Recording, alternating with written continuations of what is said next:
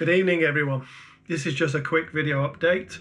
I've been busy this past couple of weeks, not with imaging because the weather in October has been terrible. I actually think I brought the weather back from Paradise from France. So I've only managed to get some luminance on the Galaxy NGC 7331 with the fleas. It's a famous Hubble picture of this galaxy, and I'm currently gathering the data with my RC, and as I say, I've got luminance, but there's been no chance so far to be able to get the color data. Today is D-Day for 3IAtlas. Yes, D-Day. It's finally leaving the solar system. It's now at its maximum peak velocity, approaching the sun, and pretty soon it'll be on its way out of the solar system, never to be seen again. I've never myself experienced so much hysteria around a comet. I shouldn't be surprised, because even going back to antiquity, comets have brought the worst out in humans. They've been harbingers of disaster, or at least that's the way they've been interpreted in the past. And 3IAtlas has been an incredible comet from a science point of view. The amount of additional data we've now gathered over it, with all the spectroscopy that's been done, especially with the Swiss satellite now being able to confirm how much water is being generated by this comet as it warms up passing the sun, basically from the suspended ice grains that are obviously being pulled along or carried along by the comet itself, and also the surface ice as it melts, as it approaches its closest point to the sun and increases its velocity. It's generated quite a lot of water.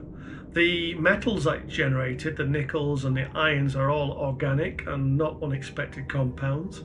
We do see them in comets from the solar system, so that's not totally unexpected. But anyway, I want us all to give a big wave to 3IAtlas as it leaves the solar system. Bye for now, probably never to be seen again. Hopefully the madness can now subside and we can start to get back to normal. That's at least my hope. Now, regarding my website. I had a functional website until I asked my son about that website.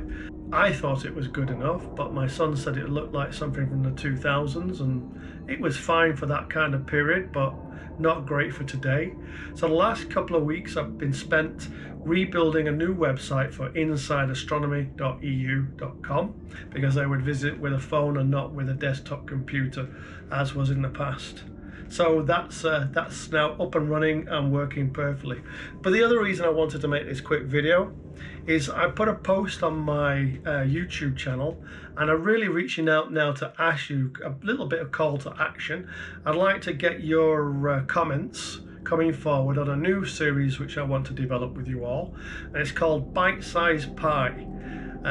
Play on words, play on also food, but what this is going to be about is bite-sized PixInsight tutorials. I'm going to go from the very basics of PixInsight, from the interface, tools, all the way how to use PixInsight to get the most from your astronomical data to make the best possible images that you can. And I'll do that using the least amount of tools possible. Because it's amazing what you can achieve with just knowledge over a few of the tools in PixInsight. I will cover briefly, let's say, why I bought into PixInsight, what issues or problems it solved for me that made the purchase, at least in my mind, worthwhile. And maybe that today isn't so relevant, and we'll discuss that during the series. The idea here is I'm not going to give you long-winded, complex videos where you're trying to follow along and you're struggling to find the relevant tool to use, and you have to keep pausing, stopping and starting, and it's very difficult in that kind of environment for you to digest the information that's coming to you at your pace. We're going to go for it much slower, smaller chunks, easier to digest, so you can really start to understand, let's say, the philosophy of PixInsight and how to get the most benefit from it.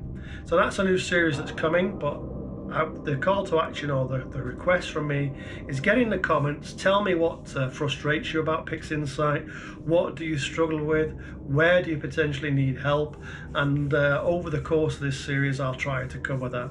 That's it for now. I'd like to wish you all clear skies, and I'll when I come back to the Netherlands, I'll start this new series and we can start to explore PixInsight.